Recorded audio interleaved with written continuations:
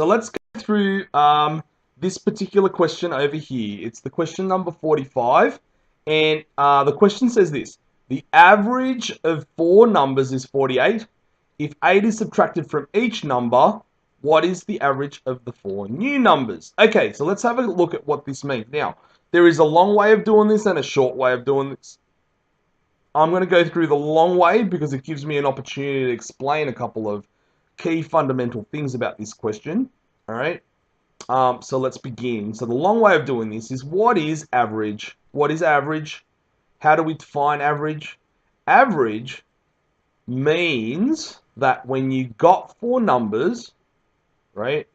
1, 2, 3, 4, then essentially, if these numbers are all different and we had to summarize it as one key number that represents all these numbers, averaged out, see I used the word there, then each number would equal to that 48, right? Even though they might all be different numbers, if we had to kind of even out all the numbers and make them all the same number, that would be the number. 48 would be the number that all four numbers would be to give us the same total, okay?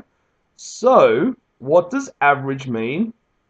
Average means the total of all scores over or divided by the number of scores. So let me write this down.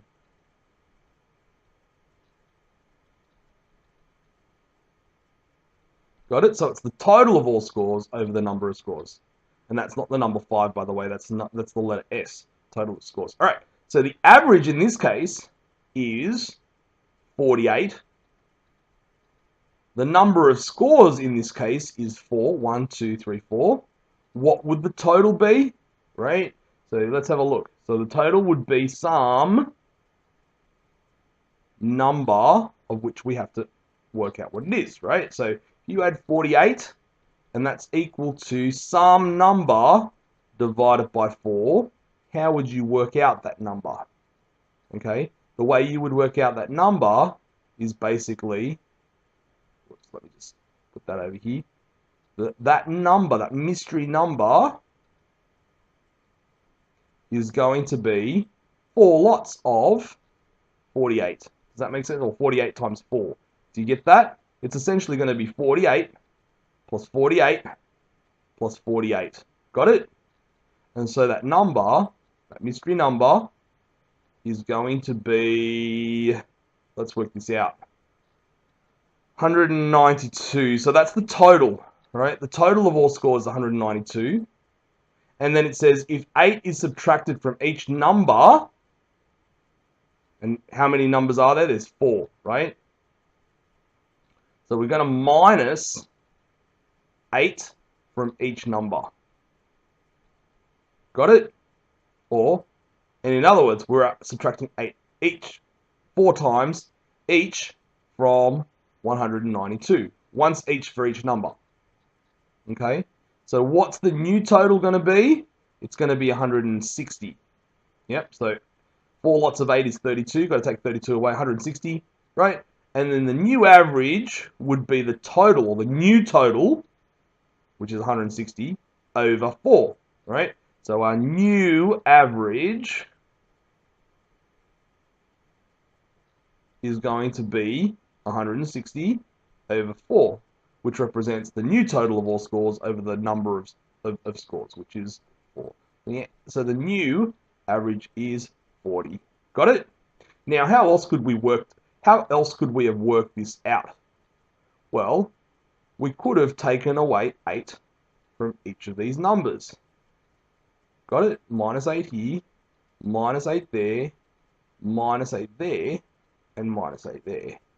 Each of those gives us a new average of 40, right? 40. So 48 minus 8 is 40.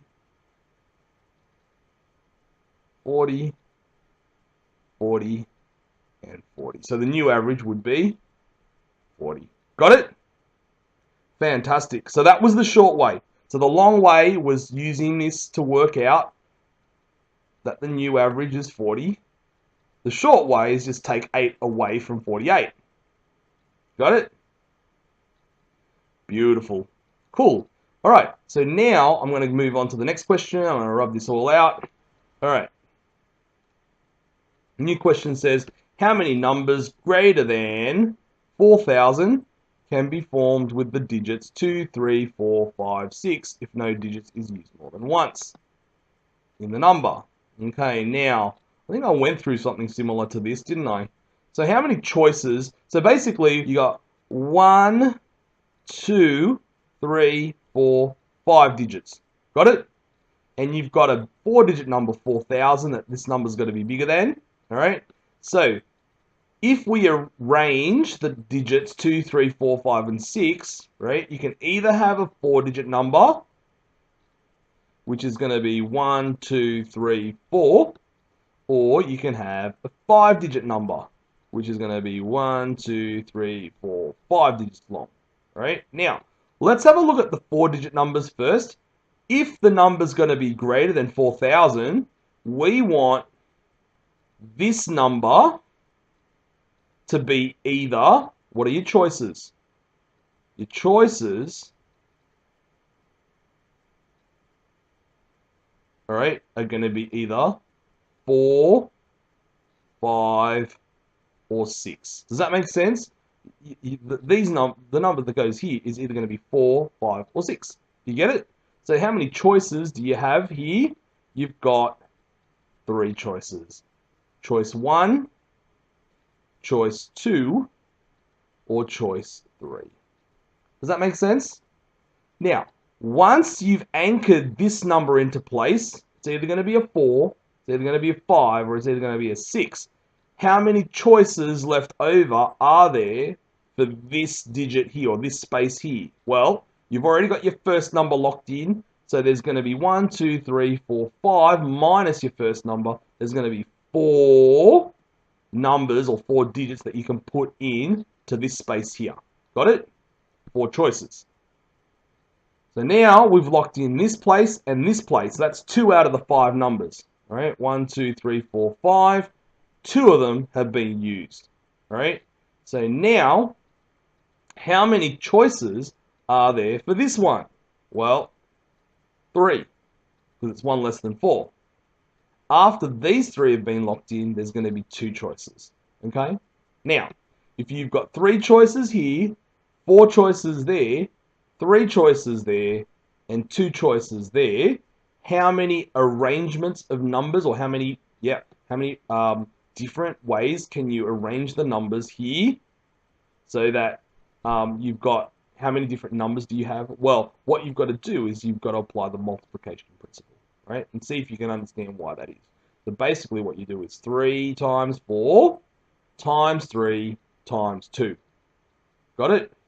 Work that out and you get 12, 36, 72 numbers there. And now we've got to look at all the combinations of 5-digit numbers, right? Now you got 5 digits, right? So you got 5 choices that you can put into the first spot. After that one's locked in, there's 4 numbers left. So there's 4 digits that you can put into this one, or 4 remaining digits that you can put into that one. 1, 2 digits locked in out of 5. Then you've got 3 choices for the next one, 2 choices for the next one, and 1 choice for the next one. Multiply them all together, right? And the reason why that is because we actually use what we call the multiplication principle. 5 choices, 4 choices, 3 choices, 2 choices, 1 choice. Multiply them all together. 1 times 2 is 2, times 3 is 6, times 4 is 24, times 5 is 120. That's how many numbers, or 5-digit numbers, there are that are greater than 4,000. This is how many 4-digit numbers there are greater than 4,000. Altogether, there's going to be 192 numbers. Right? So the answer for this one, 192. Okay?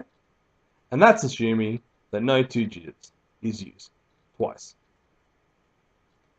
Great. Let's move on to the next question. So I'm going to trash this answer. And we're going to move on to the next question. This question says the HCF of 20 and another number is 4. What could the other number be? So you got some mystery number 20 and some other mystery number here, and the HCF is 4. So in other words, the biggest number that goes into 20 is 4, and the biggest number that goes into this number is 4. The biggest number that goes into both together is 4. Does that make sense? Right. So now, let's have a look at, and that's exactly what HCF means. HCF,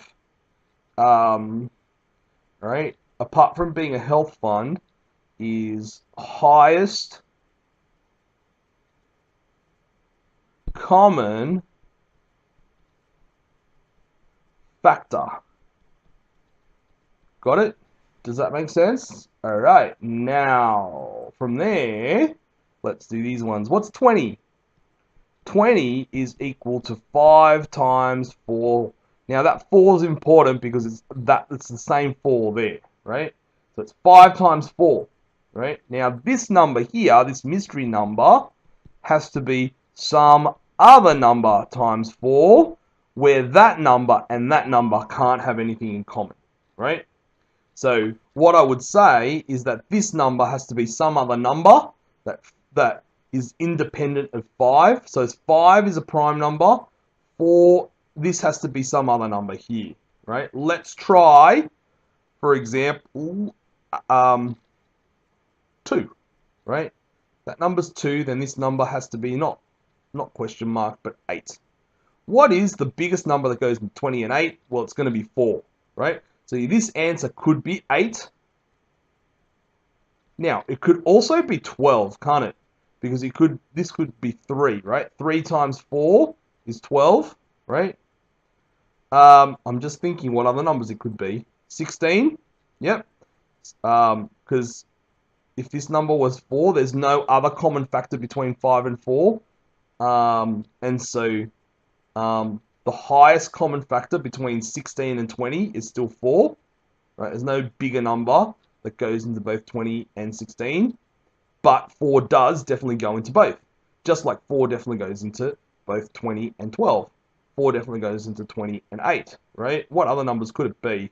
So 4, 5, 6. So it could be 6 times 4, 24, 24. 7 times 4, which is 28, could be that number as well. 8 times 4, which is 32, it could be that number. 9 times 4, which is 45. Oops, 36, sorry. And 10 times 4 is 40. Now, 40 can't be an answer because the highest number that both 20 and 40, that goes into both 20 and 40 is 20, not 4, right? So at that point, if we were to have 10 times 4, 40, then see how 5 goes into both these two? So the highest common factor would be the 5 times the 4, which would be 20. It would not, the highest common factor would not be 4, okay? So what we would be looking for is any of these numbers here. That would be the answer to this question. Plus. So there could be more numbers, right? So any number will do, right? Where 4 is the biggest number that goes into both. Does that make sense? Hopefully it does. So for the last question, for this question here, basically it was any of those numbers, right? You don't have to write all of them, at least one of those numbers. Let's have a look at this one here. Choose the correct letter. The best approximation of that is, in other words, the correct letter meaning the correct choice. All right, so let's have a think about this. 58, right? That's going to be close to 60. I just want you to notice that that number is going to be close to 60, right? So you can pretty much treat that number as 60. Now, 19 is close to 20, and then squared is 20 times 20, right? So any number squared is just that number multiplied itself. So you got 60 times 20 times 20 all over 995. If we rounded that off, that number would be 1,000. Do you get that? All right, cool. Now, here's what I want you to know. 1,000 is actually 10 times 10 times 10. Do you get that? So 1,000 is actually the same as 10 times 10 times 10. 10 goes into 20 twice. 10 goes into 20 twice. 10 goes into 60 6 times. So you basically are left with 6 times 2 times 2. 6 times 2 is 12 times 2 is 24. The closest answer is actually B, right? Does that make sense? Awesome. All right, because we are, after all, just looking for an approximation. I think we've got a few more questions. I think we've just done question 3. All right, Fibonacci.